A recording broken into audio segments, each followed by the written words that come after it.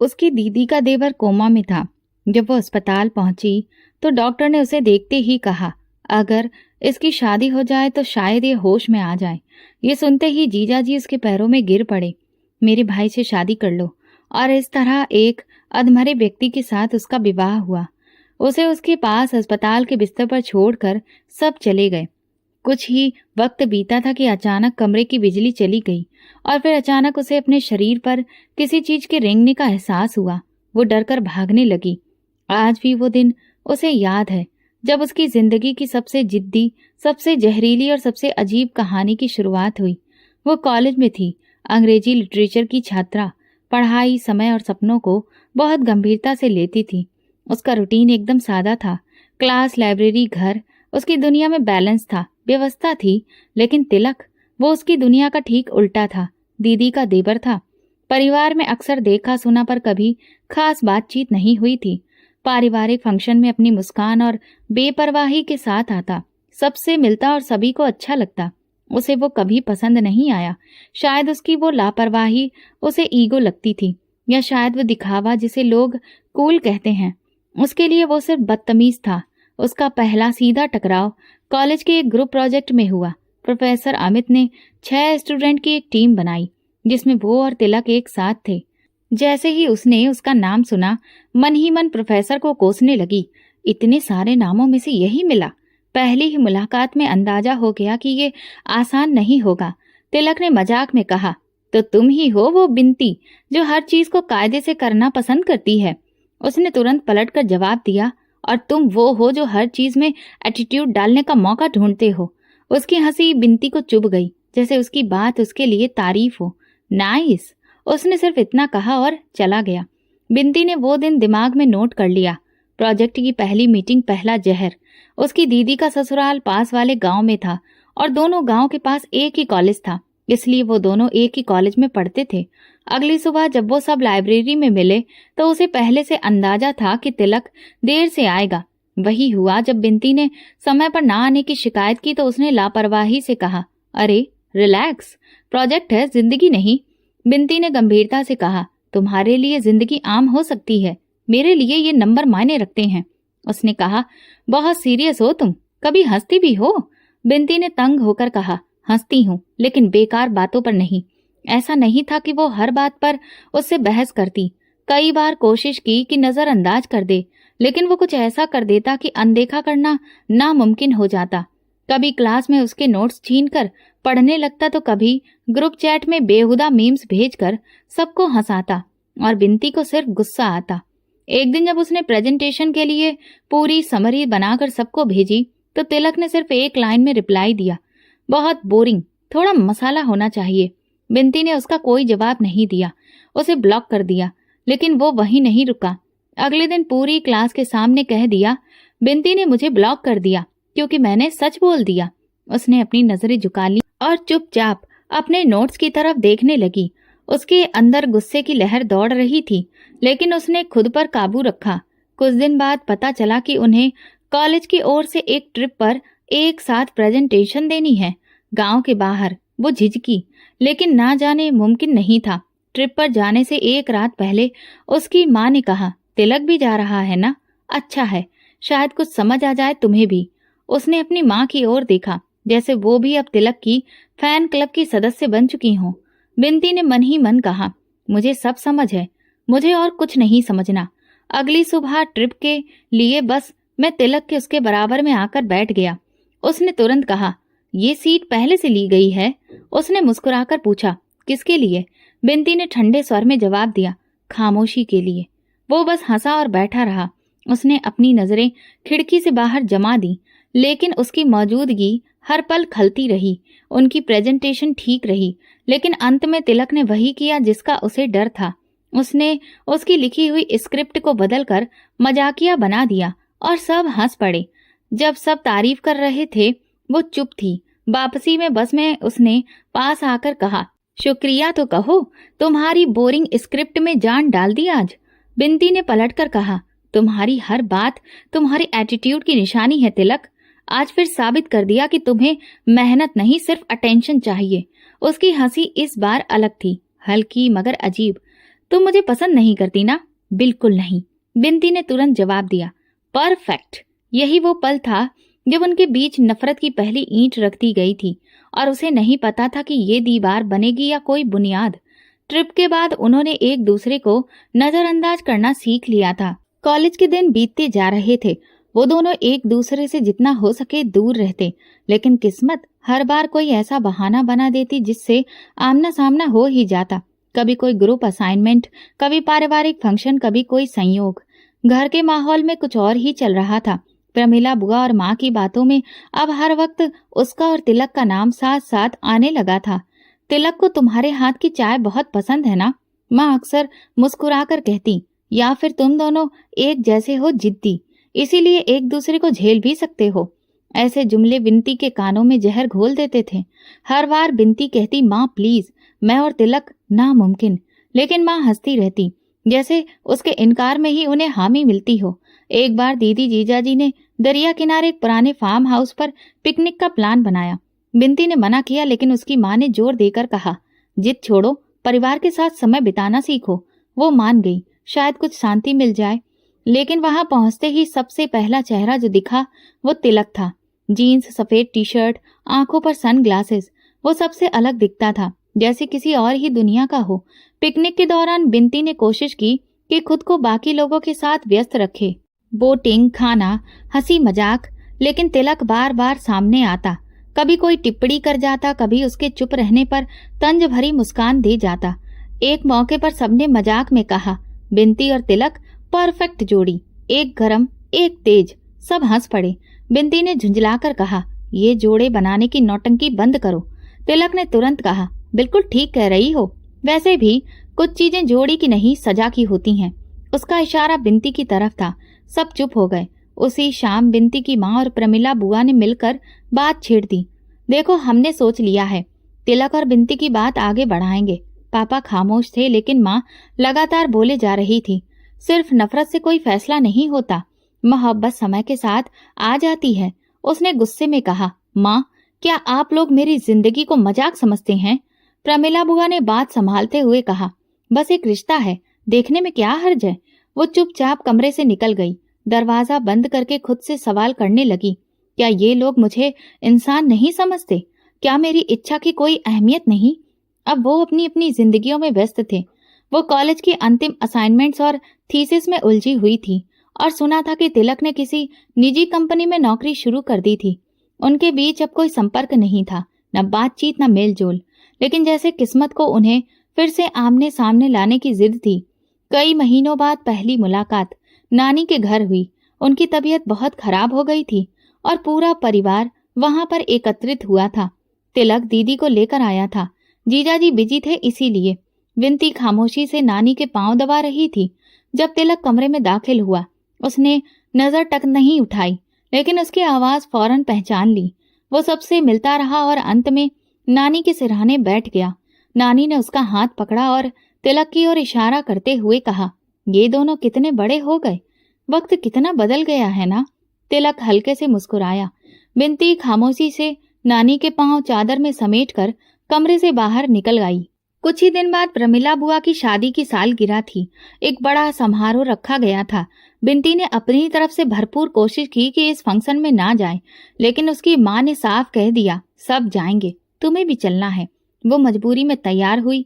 सीधा सादा ड्रेस। समारोह में पहुंचते ही सब लोग बातचीत और हंसी मजाक में व्यस्त थे। प्रमिला बुआ को तिलक बहुत पसंद था।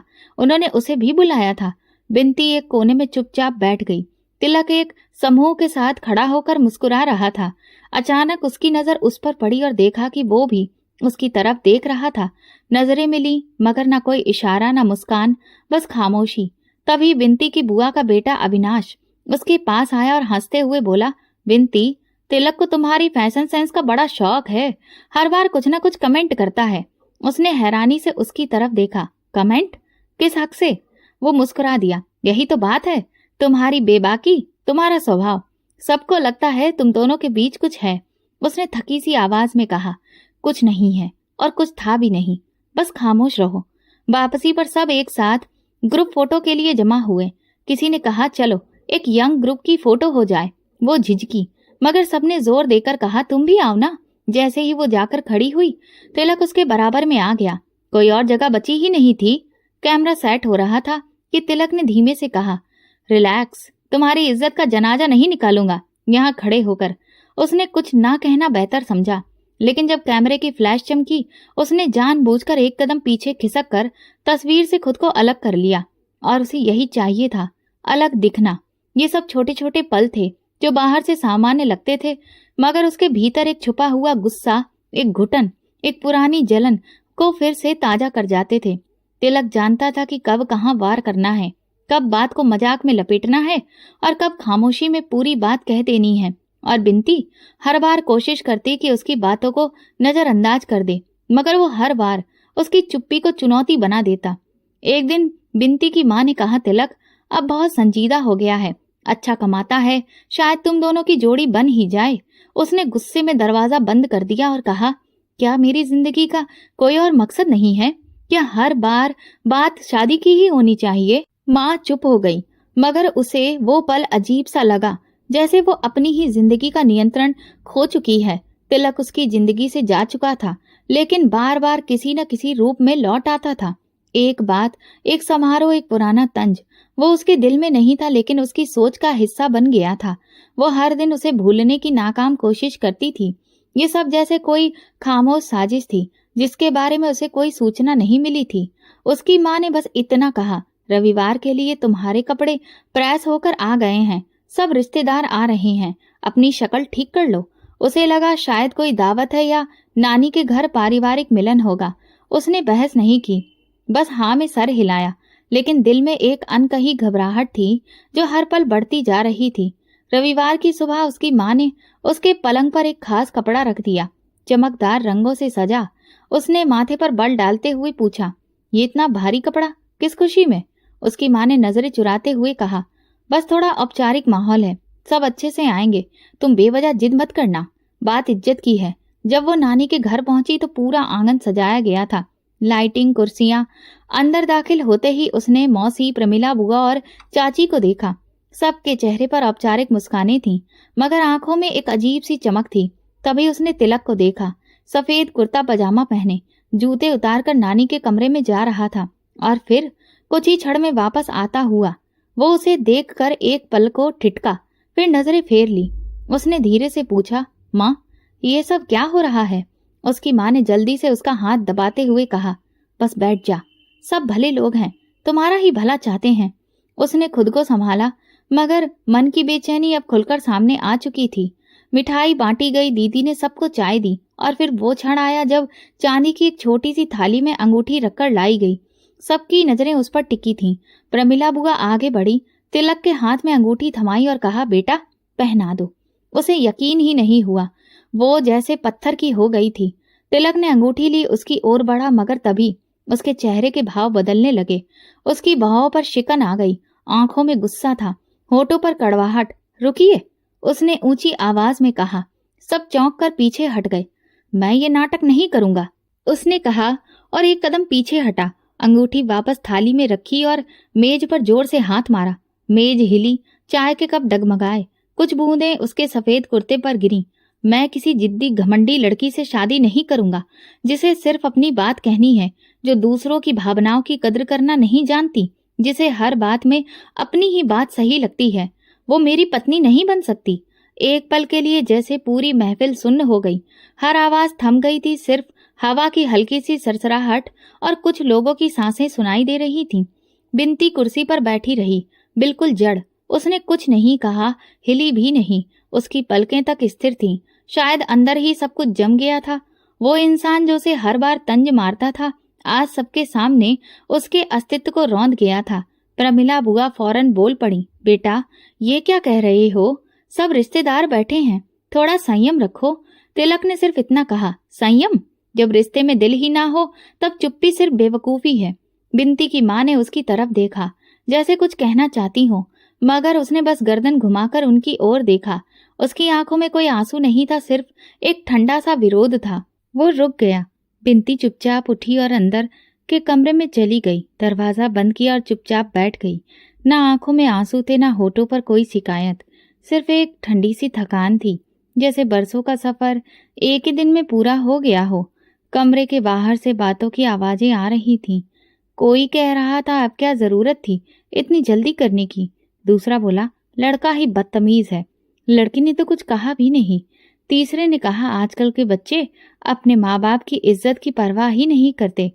तिलक भी शायद कहीं वहीं था, लेकिन अब उसके लिए वो गैर हो चुका था। उसने जो अल्फाज सबके सामने उसके लिए कहे थे, वो अब कभी वापस नहीं लिए जा सकते थे। रिश्ता नहीं टूटा था, मगर सम्मान टूट चुका था, और जब सम्मान मर जाता है तो रिश्ता अपने आप दफन हो जाता है। अगले दिन सब कुछ फिर से सामान्य हो गया। घर पहुंचते ही बिनती की मां ने कहा, इस रिश्ते को अब भूल जाना चाहिए।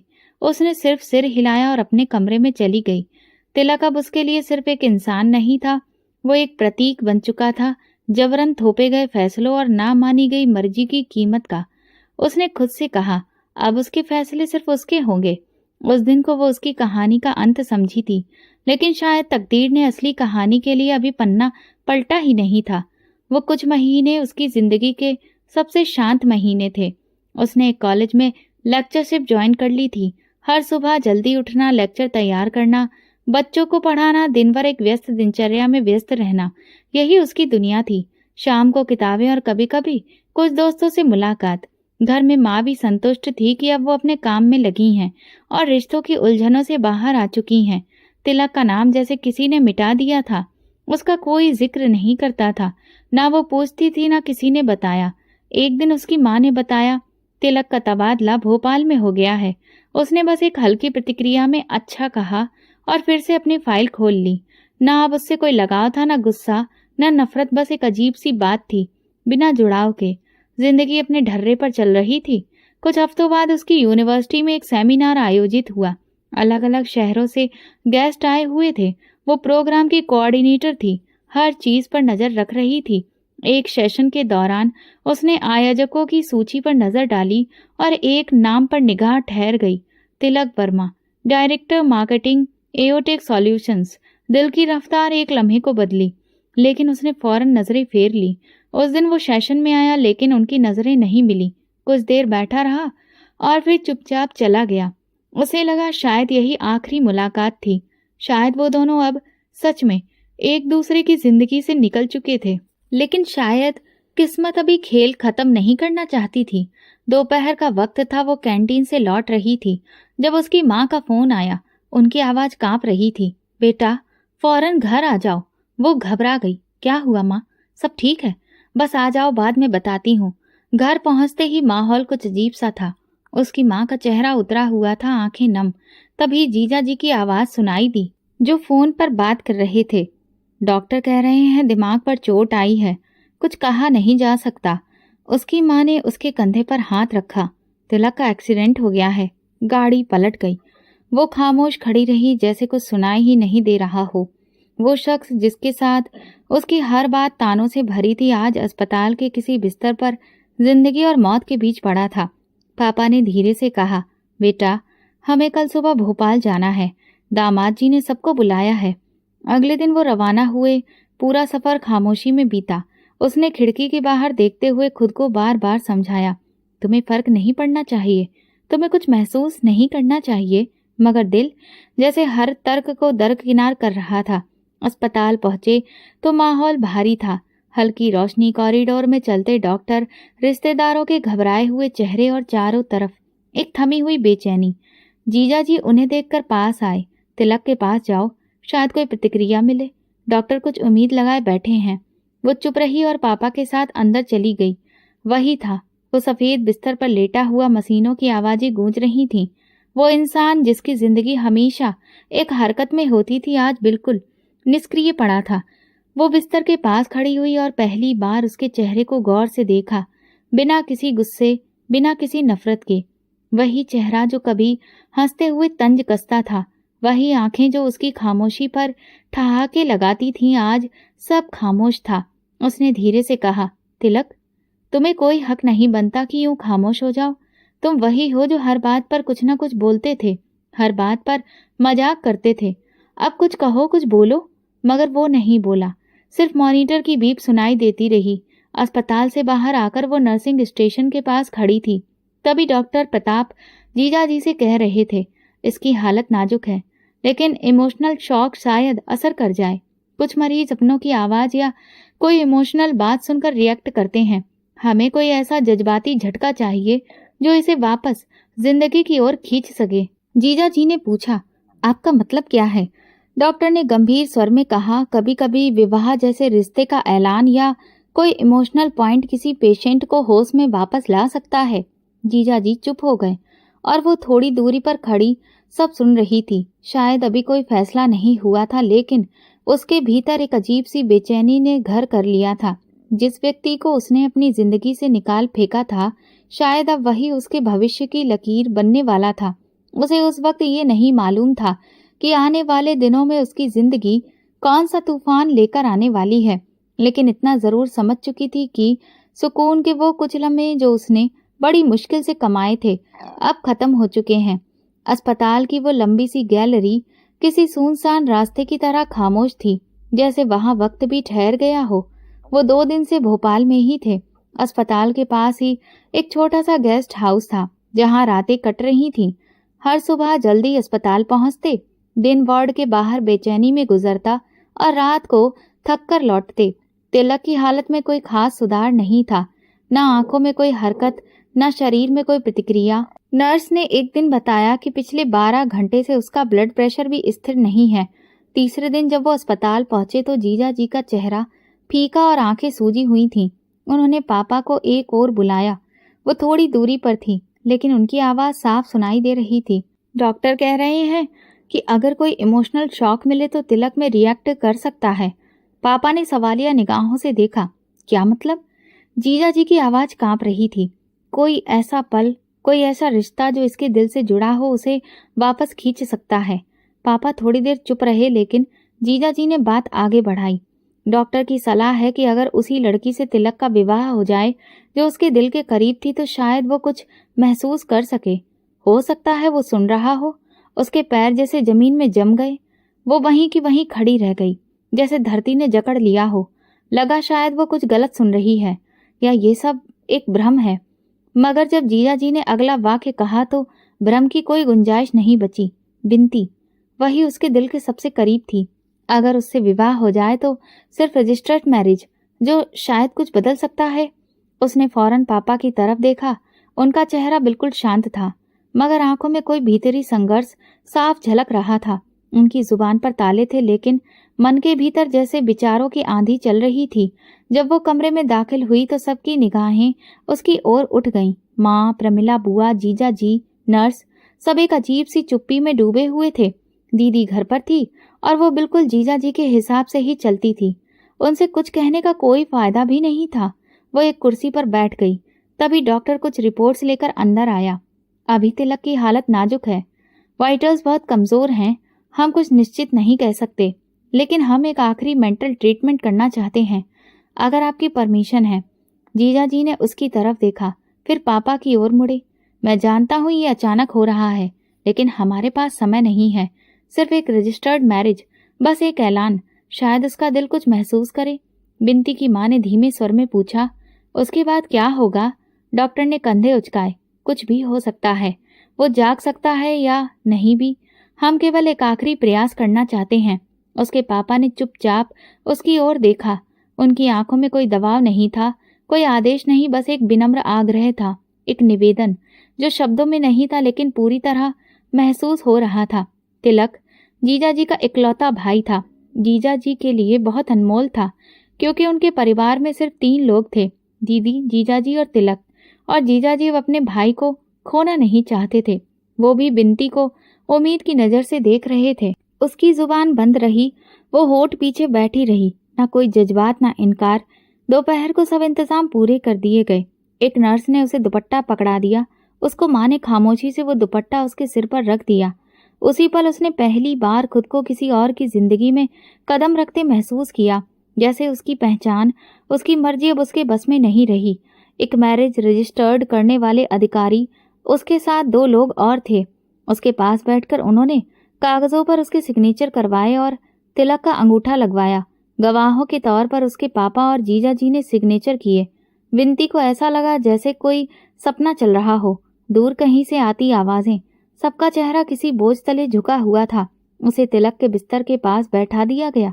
नर्स बोली, हाथ थाम लीजिए, कभी कभी स्पर्श से भी प्रतिक्रिया मिलती है। उसने हल्के से उसकी उंगली छुई जैसे कांच हो। वही हाथ जो कभी किसी मजाक पर मेज पर मुक्का मारता था, आज बेकार पड़ा था। उसकी नब्ज चल रही थी। मॉनिटर एक ही लय पर बीप कर रहा था। ना कोई हलचल, ना कोई संकेत। 5 मिनट गुजरे, फिर 10। सब कुछ वैसा ही रहा। डॉक्टर ने आकर कहा, शायद समय लगे, आप चाहें तो जा सकती हैं। वो उठी और कमरे से बाहर निकल आई। उसकी माँ ने उसका हाथ पकड़कर हल्के से दबाया। तुमने बहुत हिम्मत दिखाई। उसने कुछ नहीं कहा, बस जाकर कुर्सी पर बैठ गई और दरवाजे की तरफ देखती रही। किसी ने उससे ये नहीं पूछा कि वो क्या चाहती है। शायद इसलिए कि अब किसी को फर्क ही नहीं पड़ता था, या शायद अब सचमुच फर्क पड़ना बंद हो गया था। वो दिन पूरी खामोशी में गुजरा। तिलक ने आंख नहीं खोली, उसने आवाज नहीं निकाली और सबने मान लिया कि शादी हो चुकी है, चाहे औपचारिक हो या भावनात्मक। लेकिन उसके दिल में एक सवाल हथौड़े की तरह गूंजता रहा, क्या वो सचमुच उसकी पत्नी है या सिर्फ एक कोशिश, एक प्रयोग। सुबह की तेज रोशनी आंखों पर जबरन उतर रही थी। वो गेस्ट हाउस के कमरे में बैठी थी। दुपट्टा अभी भी उसके कंधों पर था। उसकी माँ ने आकर बस इतना कहा, चलो बेटा, डॉक्टर ने कहा है तुम कुछ देर तिलक के पास बैठो। उसने बेआवाज अंदाज में सिर हिला दिया। दिल भारी था, मगर कदम अपने आप उठ रहे थे, जैसे उसके शरीर का नियंत्रण किसी और के हाथ में हो। अस्पताल की गलियों में हल्की चहल पहल थी, लेकिन कमरा नंबर 112 के बाहर एक अजीब सा सन्नाटा पसरा हुआ था। अंदर गई तो वही दृश्य, वही बेजान सा शरीर, वही मशीनों की बीप, वही ठहरी हुई हवा। नर्स ने खामोशी से दरवाजा बंद किया। उसे लगा जैसे वो किसी परीक्षा में दाखिल हो गई है। वो सोफे पर बैठने की बजाय पास रखे स्टूल पर बैठ गई। कमरे में सिर्फ 2 रोशनी थी, एक मॉनिटर की नीली चमक और दूसरी खिड़की से आती धूप की किरण। उसने तिलक का हाथ फिर से छुआ, लेकिन इस बार जैसे भीतर कुछ पिघल गया। तुम्हें पता भी है तुम्हारे नाम पर क्या कर डाला गया है? उसने फुसफुसाकर कहा, सिर्फ इसलिए कि शायद तुम्हारी पलकों में कोई हरकत आ जाए। वो चुप था, जैसे हमेशा से रहा हो। थोड़ी देर बाद नर्स फिर आई। आपको थोड़ी देर अकेले रखा जाएगा, बाकी सब नीचे वेटिंग एरिया में हैं। हम पास ही हैं, जरूरत हो तो बुला लीजिए। उसने धीमे से जवाब दिया, जी। दरवाजा बंद हुआ। कमरे की खामोशी अब और भी गाढ़ी हो चुकी थी। उसने दीवार की तरफ देखा, फिर मॉनिटर की बीप पर ध्यान दिया। मन में वही लफ्ज गूंजते रहे, शादी। क्या ये शादी थी? एक औपचारिक घोषणा, 2 गवाह, एक खाली कमरा और एक बेहोश मरीज। उसने अपने हाथ की उंगलियां देखी, ना कोई अंगूठी, ना कोई दस्तावेज, बस एक धुंधली सी सच्चाई। उसके भीतर एक ठंडा सन्नाटा भर गया, लेकिन आंखें गीली नहीं थीं। कमरे की लाइट हल्की सी झपकी। उसने सिर उठाकर देखा, शायद वोल्टेज कम हुआ था। फिर पूरी रोशनी चली गई। अब सिर्फ मॉनिटर की बीप सुनाई दे रही थी। अचानक दरवाजा चरमराते हुए दोबारा खुला। उसने चौंक कर देखा, लेकिन कुछ नजर नहीं आया, बस एक धुंधला सा साया। कौन? उसने कहा। कोई जवाब नहीं आया, बस कदमों की आहट उसके करीब आती गई। वो साया बिस्तर के दूसरे किनारे से घूमकर उसके सामने आ खड़ा हुआ। उसने पीछे हटने की कोशिश की, लेकिन स्टूल और दीवार के बीच का फासला बहुत ही कम था। अब तुम मेरी हो, एक भारी आवाज गूंजी। ये अधमरा आदमी तुम्हें कुछ नहीं दे सकता। उसके जिस्म में जैसे बिजली दौड़ गई। उसने चीखने की कोशिश की, मगर आवाज गले में ही अटक गई। रुको, हटो, कौन हो तुम? वो खड़ी हो गई, पीछे हटते हुए बिस्तर के दूसरी ओर चली गई। ये तुम्हारा पति है या सिर्फ एक जिस्म जो मुश्किल से सांस ले रहा? आवाज और करीब हुई। उसने दीवार के साथ लगकर पूरी ताकत से चीख मारी, कोई है? किसी को बुलाओ। अचानक मॉनिटर की बीप का पैटर्न बदल गया। वो चौंकी और तिलक की तरफ देखा। उसकी उंगली में मामूली सी हरकत हुई, बीप तेज हो गई। तिलक, उसके मुंह से निकला। अगले पल वो साया पीछे हट गया और दरवाजा जोर से खुला। रोशनी लौटी। नर्स, डॉक्टर, उसकी माँ एक साथ कमरे में दाखिल हुए। क्या हुआ? आप चीख रही थी? नर्स ने घबराकर पूछा। उसने हाँफते हुए दीवार थाम ली। कोई था, कोई आया था। डॉक्टर की नजर फौरन मॉनिटर पर पड़ी। हार्ट रेट बढ़ा है, ये तो बड़ी खबर है। डॉक्टर तिलक के करीब पहुंचा। तिलक, क्या आप मुझे सुन सकते हैं? अगर सुन पा रहे हो तो पलक झपकाएं। और फिर उसकी पलकें हल्की सी हिली। ये होश में आ रहा है। डॉक्टर की आवाज में जोश था। जल्दी न्यूरोलॉजिस्ट को बुलाओ। कमरे में जैसे अचानक एक तूफान उठ गया। उसकी माँ ने उसे सीने से लगाकर कहा, तूने चमत्कार कर दिया। तेरी मौजूदगी ने उसे खींच लिया वापस। उसे कमरे से बाहर ले जाया गया।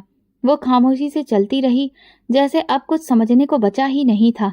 वेटिंग एरिया में सब लोग एक दूसरे को बधाई दे रहे थे। बिंती का विवाह ही तो था जो असर कर गया। मोहब्बत में बहुत ताकत होती है। अब ये रिश्ता तो असली हो गया।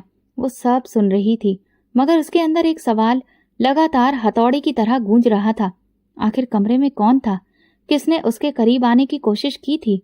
उस रात नींद आंखों से कोसों दूर थी। वो सोच रही थी, ये शादी है या सिर्फ प्रयोग? उसने अपने दिल से कहा, सच चाहे जो हो, खामोशी कभी झूठ नहीं बोलती। और उसकी खामोशी चीख चीख कर कह रही थी, ये शादी नहीं थे। अगले दिन तिलक की आंखों में होश की चमक थी, जैसे नींद के जाल से कोई जाग उठा हो। वो उसे देखकर मुस्कुराया, धीमी आवाज में बोला, तुम मेरे लिए आई थी। वो कुछ बोल न सकी, बस सिर हिला दिया। वो बोला, बीवी हो तुम मेरी। उसकी सांस जैसे अटक गई, मगर लबों पर मुस्कुराहट लानी पड़ी। अस्पताल के स्टाफ के सामने कोई और रिएक्ट देना मुमकिन नहीं था। उसने धीरे से कहा, हाँ तिलक। इसके बाद सब कुछ बदलने लगा। तिलक तेजी से ठीक होने लगा, जैसे उसके झूठ ने उसकी जिंदगी को नई रफ्तार दे दी हो। वो रोज अस्पताल जाती, वो खुश होता, उसका हाथ पकड़ता, कभी हंसकर कहता, ये सब तुम्हारे बिना मुमकिन नहीं था। मेरी बीबी। बीबी, ये शब्द हर बार उसके अंदर एक हल्की सी कराह पैदा करता। क्या वो वाकई उसकी पत्नी है? कुछ दिनों बाद तिलक को घर ले आया गया। रिश्तेदार रोज आने लगे। कुछ तिलक को देखकर खुश होते, कुछ उसे देखकर नजरें चुराते। प्रमिला बुआ बार बार कविता का नाम लेती, जैसे कुछ छीना गया हो। कविता तो तिलक का बहुत इंतजार कर रही थी, लेकिन फिर कहती, खैर, जो तकदीर में लिखा हो। उस रोज उस कमरे में समय बिताने को कहा जाता। उसकी माँ कहती, तेरे साथ रहने से उसे जल्दी आराम मिलेगा। वो सिर हिला देती, लेकिन अंदर से खोखली होती जा रही थी। एक दिन जब तिलक सो रहा था, वो उसकी दवाओं की फाइल देखने लगी। दराज खोली तो रसीदें, रिपोर्ट्स और एक नीली फाइल मिली, जिस पर लिखा था पर्सनल। दिल धड़कने लगा। फाइल खोली, कुछ कागज थे। उनमें एक पन्ना ऐसा था जिस पर उसका और तिलक का नाम लिखा था, लेकिन कोई विवाह प्रमाण पत्र, कोई कानूनी दस्तावेज नहीं था। तभी उसके संजय भाई कमरे में दाखिल हो गए। क्या कर रही हो बिंती? वो चौंक गई, फाइल बंद कर दी, बस दवाओं की रिपोर्ट देख रही थी। संजय भाई ने फाइल ले ली और बोले, बिंती, सब कुछ जानने की जरूरत नहीं होती। जो हुआ वही तुम्हारी किस्मत है। उसने उनकी आंखों में झांकने की कोशिश की। संजय भाई, वो विवाह हुआ था ना? उन्होंने उसकी आंखों में नहीं देखा, बस चुपचाप फाइल संभाल कर बाहर चले गए। उस पल एक सवाल उसकी दुनिया के सुकून को निगल गया। एक पुरानी वीडियो सामने आई, शायद अस्पताल के किसी कोने में छिपाकर बनाई गई। डॉक्टर, संजय भाई और वही रजिस्टर्ड मैरिज करने वाला अधिकारी हंसते हुए बैठे थे। डॉक्टर बोला, वाह संजय भाई, क्या अदाकारी की थी। मुझे तो लगा सच में शादी हो रही है। अधिकारी ठहाका मारकर हंसा। शादी में कई लोग होते हैं, लड़की, लड़का और शादी कराने वाला। ये तो बस नाटक था। संजय भाई हंसे, बस वो होश में आ जाए, बाकी लड़की को बताने की क्या जरूरत। वो सोचती रहे कि बीबी है, बुरा क्या है। कैमरा धीरे धीरे जूम आउट करता है, सब देख रहे हैं। ये वीडियो किसी सीसीटीवी से रिकॉर्ड की गई थी, जो अब कहीं सुरक्षित है, लेकिन सच्चाई कोई नहीं जानता। और बिंती, वो अब भी उसी उलझन में जी रही है। उस शाम तिलक ने कहा, आओ पास बैठो। वो बिस्तर के किनारे बैठ गई। वो बोला, मैंने ख्वाब में देखा था, तुम कह रही थी वापस आ जाओ, सब इंतजार कर रहे हैं। वो उसका हाथ थाम कर बोला, कभी सोचा नहीं था कि सब यूं होगा, लेकिन अब लगता है जो हुआ ठीक ही हुआ। उसने सिर हिला दिया, लेकिन दिल में एक अजीब सा खालीपन था। रात को उसकी माँ मेरे कमरे में आई, बालों में हाथ फेरते हुए बोली, बेटा, जिंदगी ने तुझे एक मौका दिया है, इज्जत का रिश्ता है, निभा लेना। उसने धीमे से पूछा, अगर वो विवाह बस एक इलाज का हिस्सा था? उसकी माँ रुक गई, बोली, ऐसा मत सोचो, जो सबके सामने हुआ वही सच्चाई है। वो चुप रही, लेकिन अंदर एक बेचैनी का बीज बोया जा चुका था, जो सच की जमीन पर फूटने को तैयार था। वो सच जो सिर्फ उनके लिए था, उसके लिए नहीं, क्योंकि जो विवाह सबकी आंखों के सामने हुआ था, वो दरअसल एक तमाशा था, और वो बस एक अदाकारा। तिलक अब अपने पैरों पर चलने लगा था, सहारे के बिना चलता। नर्सों की जगह अब वो खुद पानी का गिलास उठा लेता। वो रोज मिलते, बातें करते, कभी लंबी खामोशियां होती, कभी बातें। बाहर से वो एक खुशहाल जोड़े जैसे दिखते, जो किसी बड़ी परीक्षा के बाद साथ आया हो। लेकिन भीतर उनके बीच एक अजीब सी खामोशी पसरी हुई थी, ऐसी खामोशी जो सवालों से भरी थी। वो खुद से बार बार पूछती, क्या ये सब सच है? क्या मैं वाकई उसकी पत्नी हूँ? क्या ये रिश्ता सिर्फ एक नाटक था, या अब मैं सच में किसी की जिंदगी का हिस्सा बन चुकी हूँ? तिलक बदल गया था, वो नरम हो गया था। उसके लहजे में अब तंज नहीं, शुक्रगुजारी थी। एक दोपहर वो कमरे में दाखिल हुई तो उसने बैठे बैठे कहा, तुम जानती हो, जब तुम पहली बार मेरे पास आई थी, मुझे लगा तुम्हारे स्पर्श ने मुझे खींच लिया था। उसने नजरें चुरा ली। कभी कभी इंसान वही देखता है जो वो देखना चाहता है, उसने कहा। उसने हल्की मुस्कान के साथ बिंती की तरफ देखा, और अगर वही चीज असल हो, तुम मेरा सपना बन गई हो बिंती, वो सपना जिसने मुझे मौत के अंधेरे से रोशनी में धकेल दिया। तुम मेरे लिए खुशबू हो, सुकून हो। वो सुनकर शौक रह गई। उसकी आंखों में जो शुक्रगुजारी थी, उसमें अब एक मोहब्बत की नरमी भी थी, वो नरमी जो सिर्फ सच्चे जज्बात से आती है। वो बाहर लॉन में बैठ गई, पेड़ों की छांव के नीचे। उसने आंखें बंद कर लीं और दिल ही दिल में कहा, अगर ये रिश्ता झूठ है तो उसके दिल में ये सच क्यों जाग रहा है? वो रात बेचैनी में कटी। नींद आई तो ख्वाब में खुद को फिर उसी कमरे में पाया। विवाह के झूठे दृश्य पलटते रहे। अधिकारी की हंसी, डॉक्टर की खामोशी, संजय भाई की आंखों में छिपी झिझक। वो चीख उठी और पसीने से भीगी हुई उठ बैठी। सुबह नाश्ते के वक्त तिलक ने उससे कहा, मैं चाहता हूँ हम इस रिश्ते का सार्वजनिक ऐलान करें। उसके हाथ रुक गए। नाश्ता थाली में ही रह गया। सबको पता चले कि तुम मेरी हो, हमेशा के लिए। उसके दिल में एक उम्मीद जागी, मगर साथ ही एक डर भी। क्या ये प्रेम है या वो जिम्मेदारी जो किसी ने उस पर डाल दी? उसने धीरे से कहा, तिलक, कभी कभी हम वो कुछ मांग लेते हैं जिसकी बुनियाद ही नहीं होती। उसने उसकी तरफ देखा। मैं जो महसूस करता हूँ वही मेरी बुनियाद है। तुम मेरे लिए बस साथ गुजारे हुए लम्हे नहीं हो, मेरी पूरी जिंदगी हो। वो चुप रही। उस रात फिर वही सवाल सामने आ गया। अगर ये झूठ है तो उसके दिल में ये यकीन क्यों पनप रहा है? मोहब्बत धीरे धीरे अपनी जगह बना रही थी, लेकिन जैसे ही रोशनी कमरे में दाखिल होने लगती, दरवाजे पर अंधेरे की आहट आ जाती। एक शाम प्रमिला बुआ उसकी माँ के सामने खड़ी थी। चेहरे पर वही बनावटी मुस्कान, लेकिन आंखों में तड़प साफ झलक रही थी। भाभी, तिलक की शादी का फैसला मैं पहले ही कर चुकी हूँ, और वो फैसला कविता है, मेरी बेटी, मेरी इज्जत। उसकी माँ कुछ कहने ही वाली थी कि वो कमरे में आ गई। प्रमिला बुआ, विवाह हो चुका है, तिलक अब किसी और का नहीं हो सकता। उनका चेहरा सुर्ख हो गया, जैसे किसी ने उनके अहम पर चोट की हो। क्या? विवाह? कहाँ हुआ? कौन सा अधिकारी? कौन से गवाह? वो चुप रही। उनकी आवाज और बुलंद हुई, सिर्फ कागज पर साइन करने से विवाह नहीं होता। गवाह कहाँ थे? सबूत? दस्तावेज? उसकी सांसें रुकने लगी। आप कहना क्या चाहती हैं? उन्होंने तंज भरी हंसी हंसी। तुम सिर्फ एक दिखावा हो, एक तमाशा, जिसे बीमार लड़के को होश में लाने के लिए लगाया गया था। तुम कोई पत्नी नहीं हो, सिर्फ एक जरिया हो। वो बोली, आप तो खुद चाहती थी कि तिलक और मेरी शादी हो जाए, फिर अब ये सब क्यों?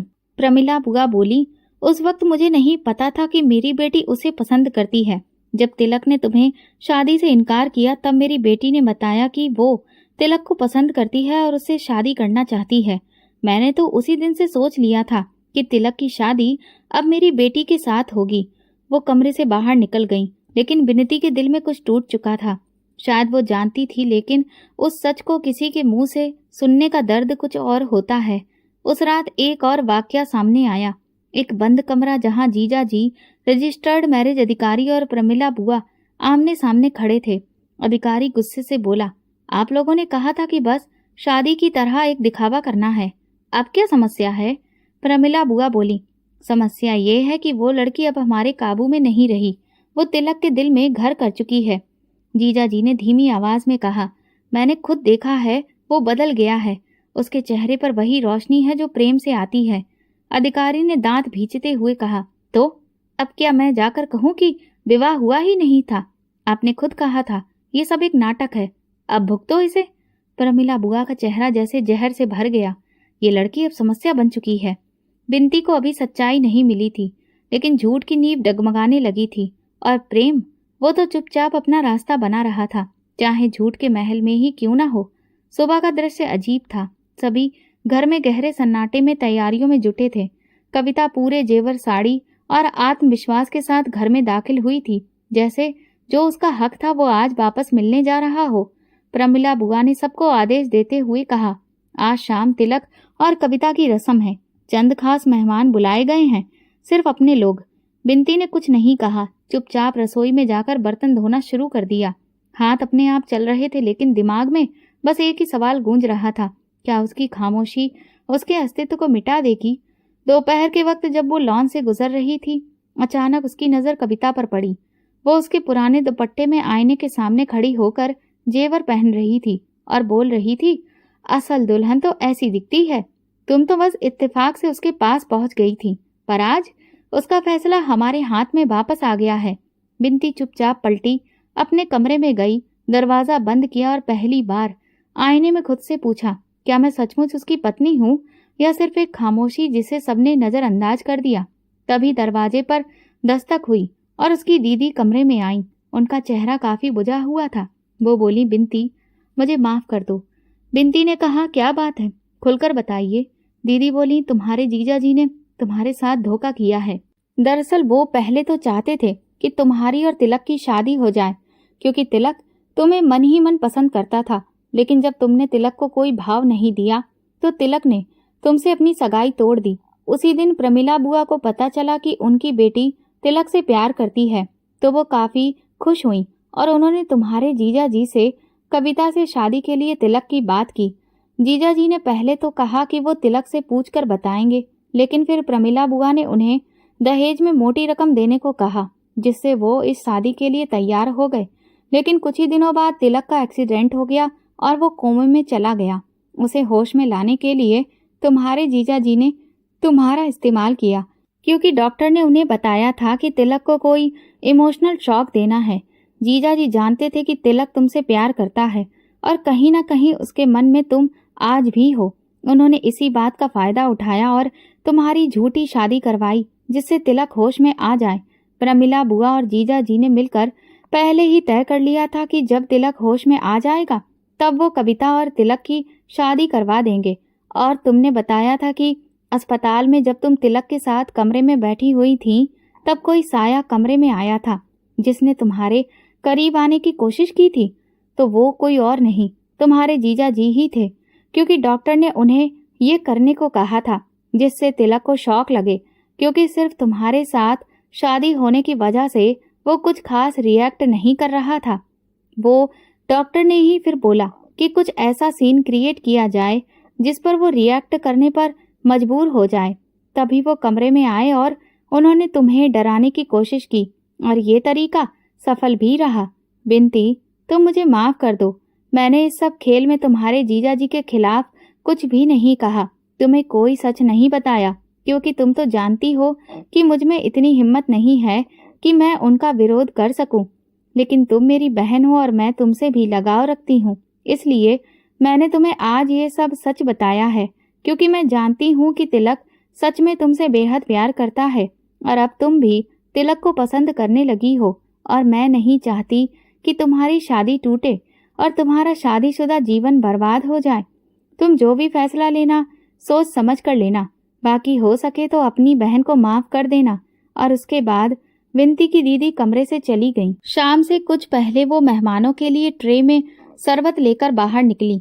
जैसे ही ड्राइंग रूम के पास पहुंची, उसकी नजर तिलक पर पड़ी। वो दरवाजे के पास खड़ा उसकी तरफ देख रहा था। उसकी आंखों में वही खामोश सवाल था जो उसके दिल में कई दिनों से पल रहा था। उसने नजरें चुरा ली, लेकिन वो आगे बढ़ा। कविता एक तरफ हो गई और तिलक उसके सामने आ खड़ा हुआ। तुम क्या सोचती हो, मैं तुम्हें छोड़ दूंगा? उसकी आंखों में आंसू थे। उसने पहली बार उसका हाथ थाम लिया। कुछ लम्हे जैसे थम गए। उसे नहीं पता वो कब एक हो गए, कब उसने उसे सच मान लिया, कब वो उसके दिल में उतर गया। लेकिन अब जो भी है वो सच है। उसने विंती का हाथ और मजबूती से पकड़ा और कमरे के बीचों बीच जाकर सबके सामने ऐलान किया, मैं अपनी पत्नी को कभी नहीं छोड़ूंगा। ना भाई ना दुनिया मुझे रोक सकती है। अगर किसी को ऐतराज है तो अभी कह दे। ढेर सारी आंखें उन्हें देख रही थीं। कविता का चेहरा पीला पड़ गया था। प्रमिला बुआ ने उसका हाथ खींचा और उसे कमरे से बाहर ले गई। वो वहीं खड़ी रोती रही। ना किसी की बात सुनाई दी, ना कोई चेहरा याद रहा। बस वो एक पल, वो और तिलक एक ऐलान में बंधे हुए, लेकिन उसके भीतर एक सवाल अभी भी दफन था। क्या वो इस विवाह में सिर्फ मौजूद है या बंधी है? बाहर लॉन में प्रमिला बुआ कविता के कंधे पर हाथ रखकर कह रही थी, उस लड़की ने जादू कर दिया है कविता, तुम्हारी जगह छीन ली। विवाह नहीं सही, लेकिन दिल तो जीत लिया है। कविता की आंखों में नमी और होठों पर जलन थी। उधर अंदर एक नई उलझन ने जन्म ले लिया था। प्रेम ने रिश्ता जीत लिया था, लेकिन सच्चाई अभी भी उसके दिल में बंद थी। उस रात सब चुप थे, ना कोई आरोप, ना कोई बात, जैसे सबने अपने अपने दिल में कोई निर्णय ले लिया हो। कुछ सच्चे, कुछ झूठे और ढेर सारी चुप्पियां, सब मंजूर। तिलक उसके पास आया और धीरे से बोला, मैं तुम्हें अपने साथ ले जाना चाहता हूँ, सबके सामने। उसने धीरे से कहा, लेकिन हम तो पहले ही। वो मुस्कुराया, हाँ, लेकिन वो सब धुंधला था। अब मैं चाहता हूँ हम असल में एक हो जाएं, बिना नाराजगी, बिना धोखे, सिर्फ हम दोनों। उसने एक नीले रंग की फाइल उसके सामने रखी। ये देखो, असली विवाह प्रमाण पत्र, नए गवाहों के साथ। उसने फाइल खोली। सब कुछ साफ साफ लिखा था, उसका नाम, तिलक का नाम, गवाहों के दस्तखत और आज की तारीख। तिलक ने कहा, विनती, इस बार हम वो रिश्ता निभाएंगे जिसमें दोनों की रजामंदी और सच्चा इरादा हो। उसकी पलकें भीग गईं। उसने सर झुका लिया और धीरे से कहा, स्वीकार है। सब कुछ थम गया, जैसे समय ने भी उनकी बात सुन ली हो, जैसे दुनिया ने भी स्वीकार कर लिया हो कि जो कभी एक झूठ थी, आज वो प्रेम का सत्य बन चुका है। रात को वो अकेली कमरे में बैठी पुराने दिन याद कर रही थी। तंज, नफरत, झगड़े, वो नकली विवाह, सब जैसे एक सपना हो गया था। और फिर दिल में एक सवाल उठा, क्या वो उसे कभी बताएगी कि जो विवाह सबने सच माना वो असल में एक झूठ था? उसका दिल कहता था, नहीं, कुछ रिश्ते कागजों पर साबित नहीं होते, कभी कभी दिल की मोहर ही काफी होती है। तिलक को कभी ये मालूम नहीं पड़ा कि वो विवाह झूठा था, और उसने कभी बताया भी नहीं, क्योंकि ये रिश्ता अब किसी रस्म, किसी कागज, किसी गवाह का मोहताज नहीं था। ये रिश्ता दिल से स्वीकार किया जा चुका था, जो दुश्मनी से शुरू होकर अब जिंदगी का सबसे सच्चा साथ बन चुका था।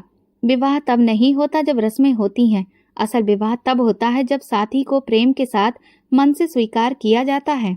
जब कोई किसी को सच्चे मन से जीवन साथी स्वीकार लेता है तो वो एक दूसरे के जीवन साथी हो जाते हैं, जन्म जन्म के लिए। दोस्तों, परिवार को ये बात समझनी चाहिए कि जिनकी शादी हो रही है, शादी के लिए उनकी मर्जी का होना बेहद आवश्यक है। शादी जैसे फैसले में खिलवाड़ नहीं करना चाहिए, जबरदस्ती नहीं करनी चाहिए। जब परिवार लोगों पर शादी को लेकर जबरदस्ती करता है तो कई जिंदगियां खराब होने के चांस रहते हैं। आज विनती को अपने परिवार से कोई लगाव नहीं है, क्योंकि उसके परिवार ने कभी भी उसकी मर्जी को महत्व नहीं दिया। उन्होंने बस अपने हिसाब से उसे हर चीज टोकने की कोशिश की। और दीदी जीजा जी से भी वो अब दूर जा चुकी थी, क्योंकि उन्होंने भी अपने स्वार्थ के लिए उसका उपयोग किया था। तिलक विनती को लेकर भोपाल चला गया था और वहां पर वो एक अच्छी नौकरी कर रहा था। विनती भी एक कॉलेज में पढ़ाने लगी थी। दोनों की जिंदगी पटरी पर आ गई थी और दोनों ने एक प्रेम भरी गृहस्थी बसा ली थी और एक अच्छा खुशहाल जीवन जी रहे थे। तो दोस्तों, अगर आपको हमारी कहानी पसंद आई हो तो कमेंट करके ज़रूर बताएं। वीडियो को लाइक करें और ज़्यादा से ज़्यादा शेयर करें। अगर आप चैनल पर नए हैं तो सब्सक्राइब जरूर करें और नोटिफिकेशन बेल दबाएं ताकि अगली अपडेट सबसे पहले आपको मिले। धन्यवाद।